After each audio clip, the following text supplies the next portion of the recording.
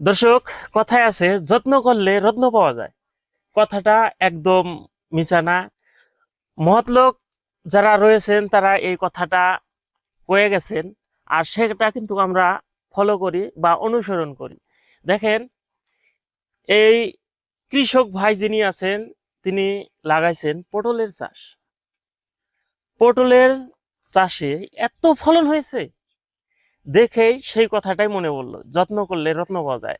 দেখেন, যত্নর কথা বললে আপনারা বলবেন যে যত্ন কি করলো এখানে। এ দেখেন, এই যে মাছাটা আছে, মাছার নিচে কিন্তু কোনো ধরনের ঘাস জঙ্গল জাবা কোনো কিছু নেই।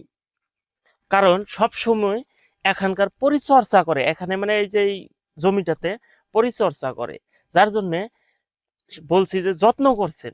এত সুন্দর করে মাছাটা দিয়েছেন, মাছার ফলন দেখলে মাথা নষ্ট হবো আজকে আপনার।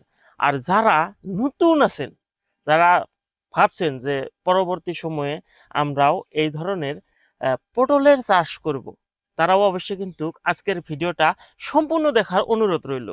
আজকে সম্পূর্ণ গাইড করব কিভাবে এই পটল চাষ করেন, কিভাবে একে মাটি নির্বাচন করবেন, মাটি কিভাবে হাল বাবেন, এ নানান সমস্যাগুলো নিয়ে আজকের এই ভিডিওতে সম্পূর্ণ গাইড করব। এখানে যদি বলতে যাই, সব সময় দেখবেন যে কোনো বস্তুর যদি ভালো দিক থাকে তার খারাপ দিকও থাকে।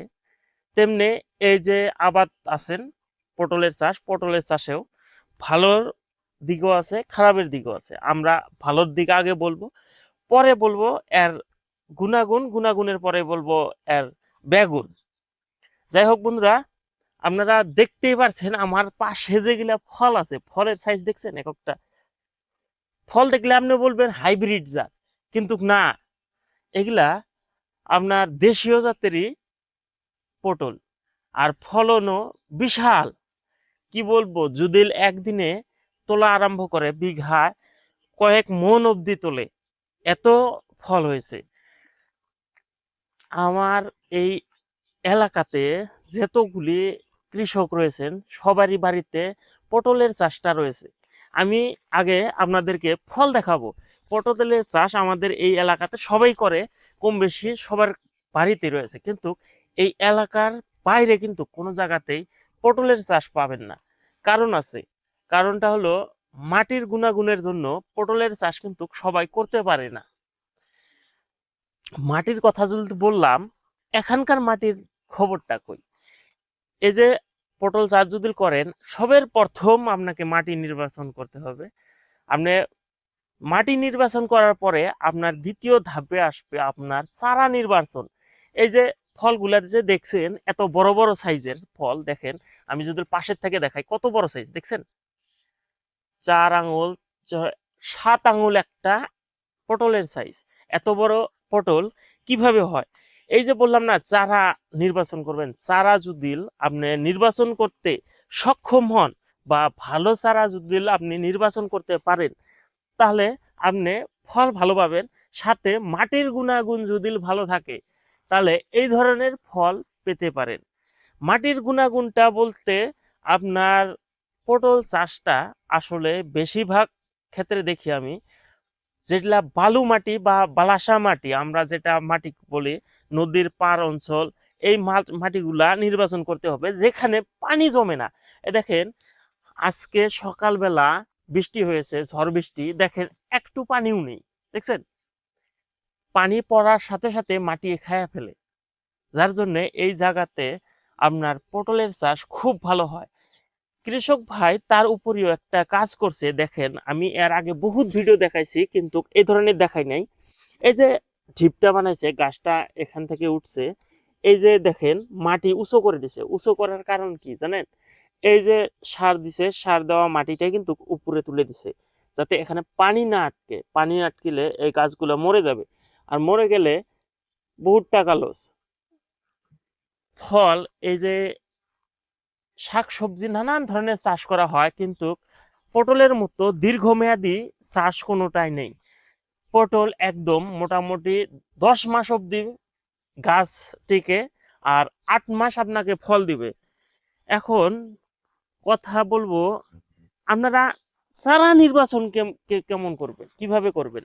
এই যে চারা দেখেন, এটা একটা কিন্তু চারা, দেখছেন লতা বেরিয়ে আছে, এই লতাটাই চারা। আমরা বহুতে জানি না যে পটলের গাছের পাতা কেমন দেখা যায়, বা পটলের ফুল কিরকম, বা পটলের চারা কোথা থেকে আসে।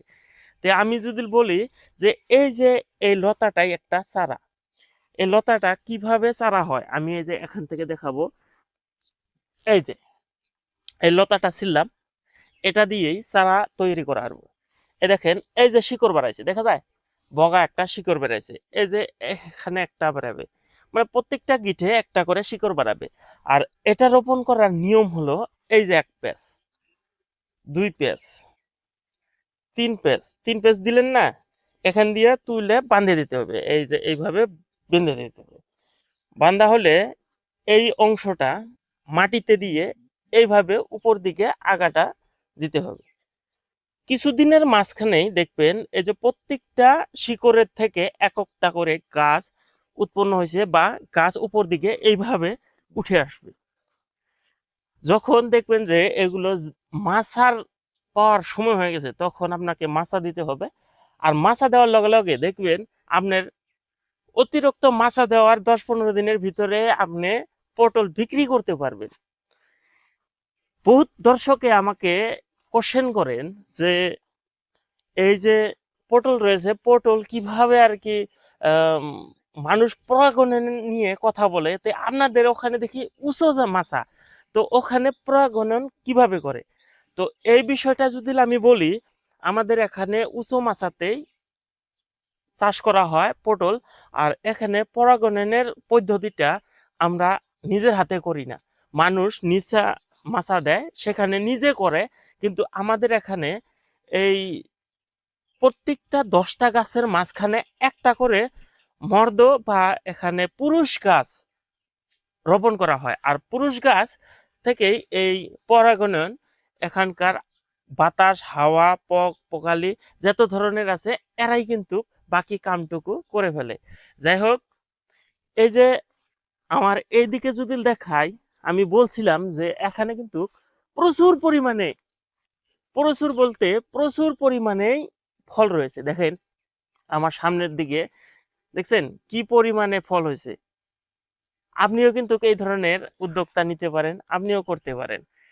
মনের সৎ সাহস থাকলে আপনিও এই ধরনের চাষ করবেন।